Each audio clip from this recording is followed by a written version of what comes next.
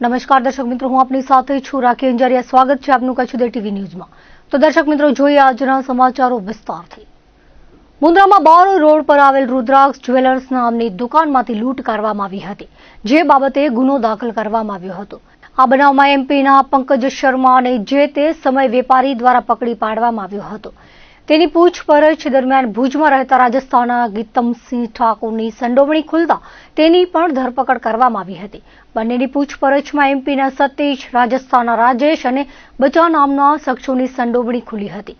લૂંટને અંજામ આપ્યા બાદ આરોપીઓ ભાગી ગયા હતા, જેને ઝડપી લેવા માટે અલગ અલગ ટીમો બનાવવામાં આવી હતી.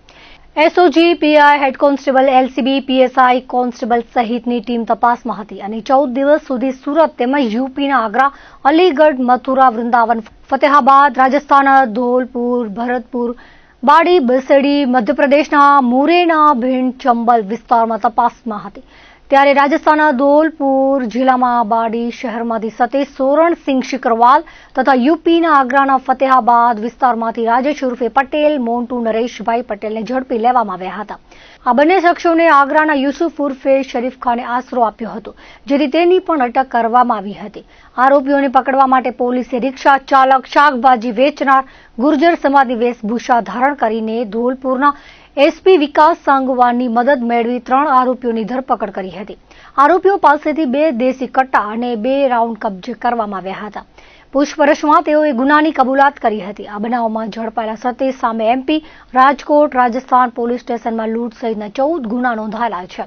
સતીશ અને રાજેશ લૂંટના મુખ્ય સૂત્રધાર છે, તેમજ યુસુફે આશરો આપ્યો હતો. હજુ આ ગુનામાં બચા નામનો આરોપી પકડાયો નથી. आरोपियों ने मुंद्रा पुलिस ने हवाले करवामा આવ્યા છે.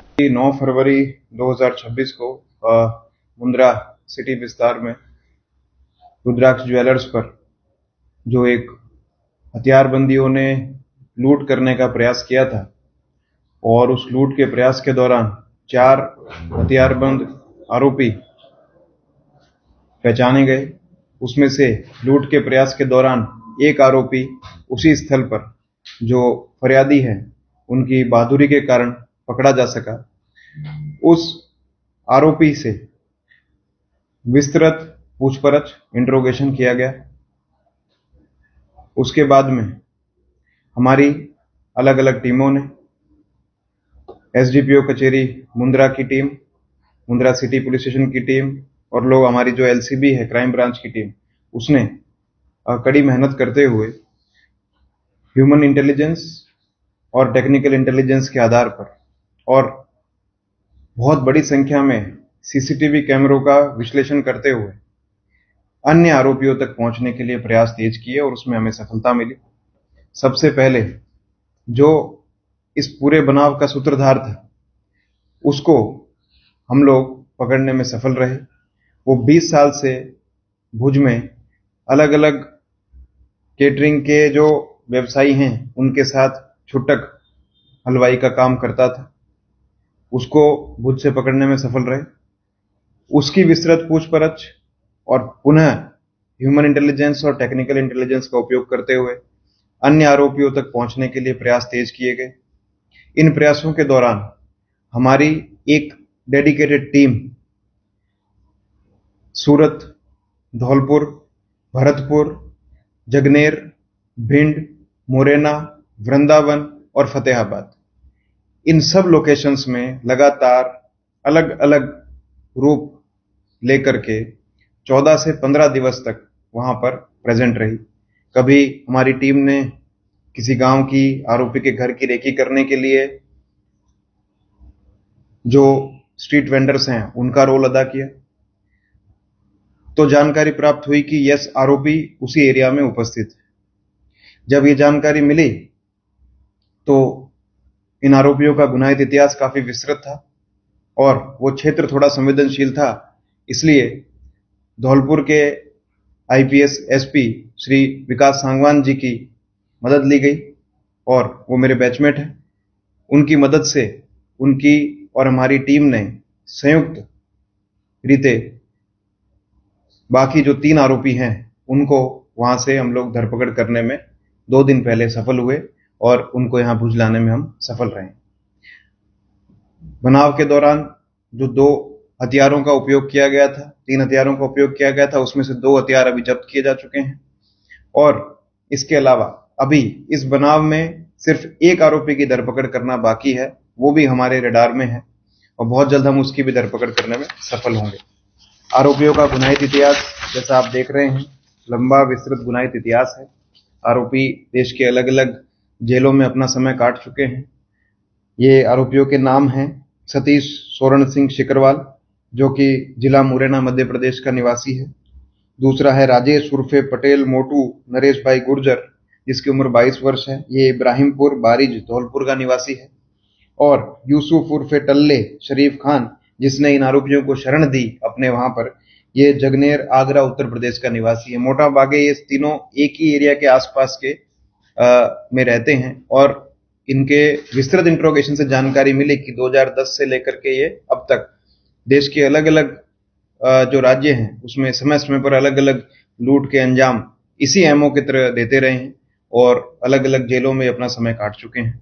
हमारी टीम को सफलता मिली, इसमें जो श्रेय जाता है वो एएसपी गौतम विवेकानंद, हमारी क्राइम ब्रांच की पूरी टीम, जिनमें स्पेशली हमारे जो 2 लड़के वहां पर लंबे समय तक 14 से 15 दिन तक अलग अलग तरीके से उपस्थित रहे, उसमें हमारे पीआई एडी परमार, पीएसआई शिनोल, इसके अलावा पीआई मकवाणा, पीएसआई जादव और मुंद्रा की टीम का भी उसको भी पूरा श्रेय जाता है।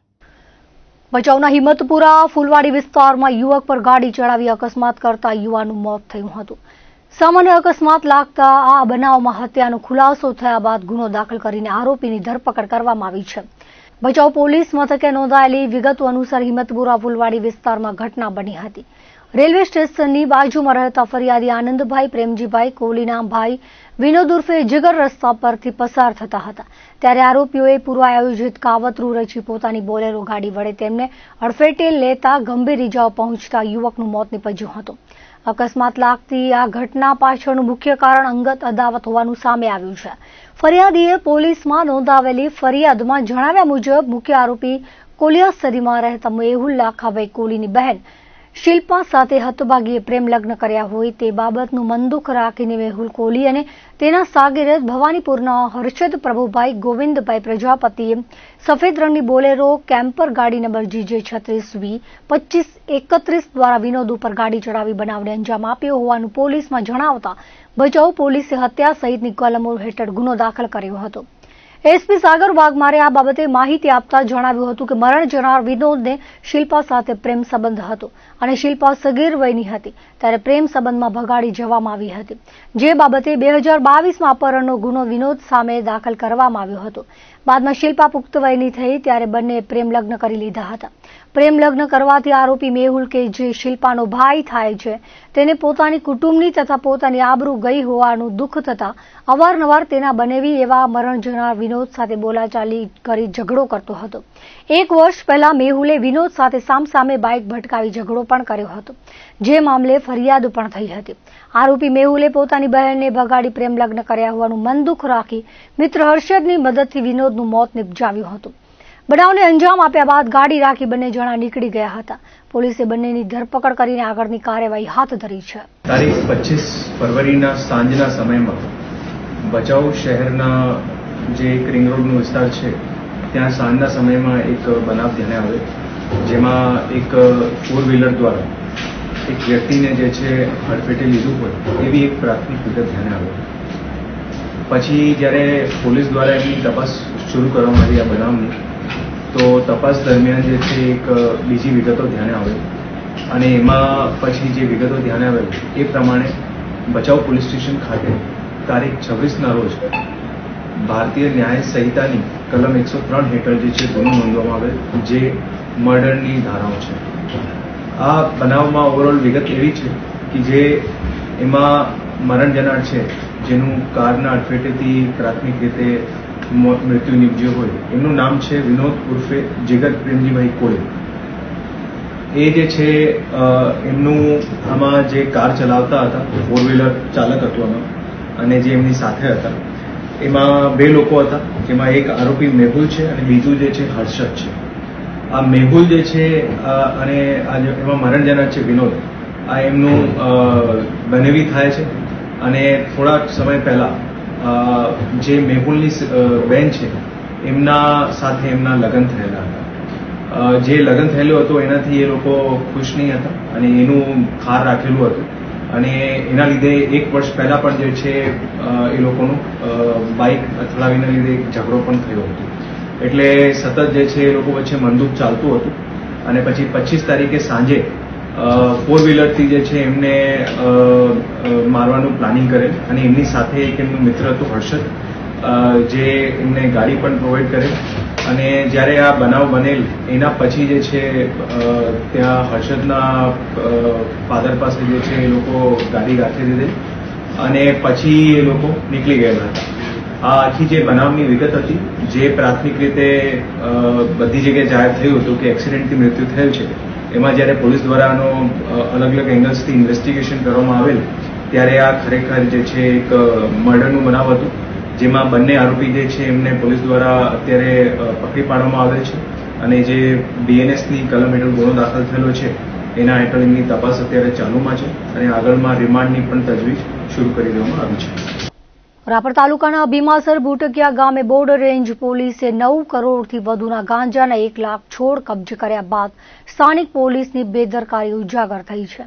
ત્યારે વાગડમાં પોલીસને હવે ગાંજો યાદ આવી રહ્યો છે. ગત રોજ લાકડીયા પોલીસે જૂના કટારિયામાં મહિલાના ઘરમાંથી 1,71,000નો ગાંજો કબજે કર્યો હતો. જે બાદ હવે ગાગોદર પોલીસે દાણીથર ગામના પદરોડા વાડી વિસ્તારમાંથી ગાંજાના છોડ કબજે કર્યા હતા.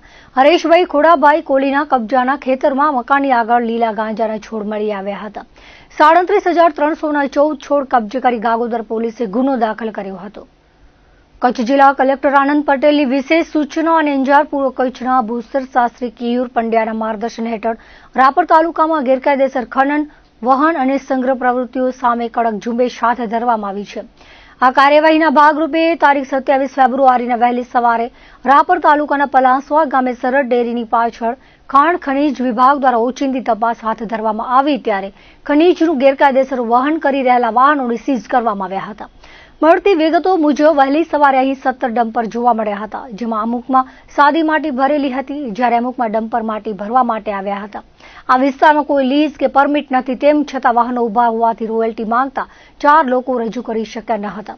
ગેરકાયદે રીતે ખનીજની હેરાફેરી કરતા હોવાનું જણાઈ આવતા સીઝરની કાર્યવાહી કરવામાં આવી હતી. પૂછપરછ કરવા ગયા ત્યારે ડ્રાઈવરે અચાનક દરવાજો ખોલી જાનથી મારી નાખવાની ધમકી આપી પોતાનું ડમ્પર આડું અવળું ચલાવી ભગાડી જતો ગુનો દાખલ કરવામાં આવ્યો છે. જ્યારે બાકીના 16 ડમ્પર સીઝ કરવામાં આવ્યા છે. તંત્ર દ્વારા હાથ ધરવામાં આવેલી આ આકસ્મિક તપાસમાં અંદાજે 7 કરોડ રૂપિયાનો જંગી મુદ્દામાલ જપ્ત કરવામાં આવતા ગેરકાયદેસર ખનન પ્રવૃત્તિ સાથે જોડાયેલા તત્વોમાં ફફડાટ વ્યાપી ગયો છે. પકડાયેલા તમામ વાહન ચાલકો અને માલિકો વિરુદ્ધ ગુજરાત મિનરલ્સ રૂલ્સ 2017ના કડક નિયમ અનુસાર આગળની કાયદાકીય તપાસ અને દંડનાત્મક કાર્યવાહી હાથ ધરવામાં આવશે તેવું વિભાગ દ્વારા જણાવવામાં આવ્યું છે. એક તરફ SMC દ્વારા કરોડો રૂપિયાનું શરાબ કચ્છમાંથી ઝડપી પાડવામાં આવી રહ્યો છે. પોલીસ સ્ટેશનોમાં દારૂ રાખવાની પણ જગ્યા રહેતી નથી. ત્યારે પૂર્વ કચ્છ પોલીસે અગાઉ પકડેલા દારૂ પર લોડર ફરાવ્યું હતું. મળતી વિગતો મુજબ Gandhidham A division, B division, Anjar અને દુધઈ પોલીસ દ્વારા ઝડપી પાડવામાં આવેલ દારૂનો નાશ કરવા માટે કોર્ટમાંથી પરવાનગી મેળવી નાશ કરવામાં આવ્યો હતો. જેમાં અંજાર પોલીસ સ્ટેશનના 18 ગુના, A ડિવિઝનના 19, B ડિવિઝનના 13 અને દુધઈના 2 મળીએ કુલ 52 ગુનામાં કબજે કરવામાં આવેલ દારૂની નાની મોટી 36,714 બોટલ તથા બિયરના 809 ટીન મળી કુલ 2,81,41,640ના પ્રોહિબિશન મુદ્દામાલનો નાશ કરવામાં આવ્યો હતો. આ કામગીરી માટે લોડર, ડમ્પરો, JCB, ફાયર એમ્બ્યુલન્સનો ઉપયોગ કરવામાં આવ્યો હતો. આ કામગીરીમાં પ્રાંત અધિકારી, DYSP, Anjar PI, A division PI, B division PI, Dudhai PI, નશાબંધી અધિકારી સહિતના જોડાયા હતા.